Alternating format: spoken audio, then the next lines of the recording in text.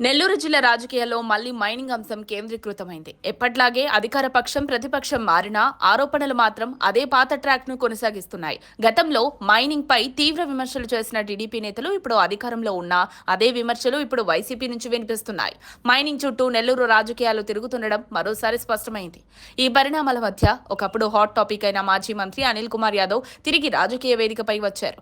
ఎన్నికల అనంతరం ప్రజల్లోనూ మీడియాలోనూ కనిపించని ఆయన అకస్మాత్తుగా ప్రెస్ మీట్ పెట్టారు. ముఖ్యంగా ఎంపీ వేమిరెడ్డి ప్రభాకర్ రెడ్డిని టార్గెట్ చేస్తూ చేసిన ఆరోపణలు జిల్లాలో భారీ చర్చకు దారితీశాయి. వేమిరెడ్డి కంపెనీలే మైనింగ్ కార్యకలాపాలు కొనసాగిస్తున్నాయని, మిగిలిన మైన్లను తెరవకుండా అడ్డుకుంటున్నారని ఆరోపించారు. ప్రజలు ఉపాధి కోల్పోతున్నారని వైసీపీ నేతలు అంటున్నారు. మరోవైపు గతంలో ఇదే విషయంపై వైసీపీపై ఆరోపణలు చేసిన టీడీపీ నేతలు ఇప్పుడు సైలెంట్ గా ఉండటంపై చర్చ నడుస్తోంది. మైనింగ్ వ్యాపారంలో వేల కోట్లు తిరుగుతున్నందున ఇది కేవలం రాజకీయ పోరు మాత్రమే కాదు, ఆర్థిక ప్రయోజనాల కోసం కూడా సాగుతున్నదనే మాటలు వినిపిస్తున్నాయి. అనిల్ చేసిన ఆరోపణలకు ఎంపీ వేమిరెడ్డి ఎలా స్పందిస్తారో అన్నది ఇప్పుడు జిల్లాలో హాట్ టాపిక్. వైసీపీ నేత అనిల్ కుమార్ యాదవ్ వర్మలాగా ఒక్కసారిగా మెదలడంతో గతంలో స్తబ్దంగా ఉన్న మైనింగ్ చర్చ ఇప్పుడు మళ్లీ వేడెక్కింది.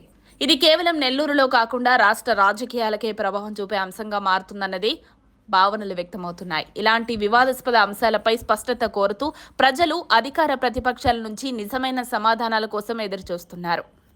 మరిన్ని అప్డేట్స్ కోసం మా కాయ్ టీవీని సబ్స్క్రైబ్ చేసుకోండి. మా వీడియో కనుక మీకు నచ్చినట్లయితే లైక్ చేయండి, షేర్ చేయండి. మీ విలువైన అభిప్రాయాలను కామెంట్ బాక్స్లో తెలియజేయండి.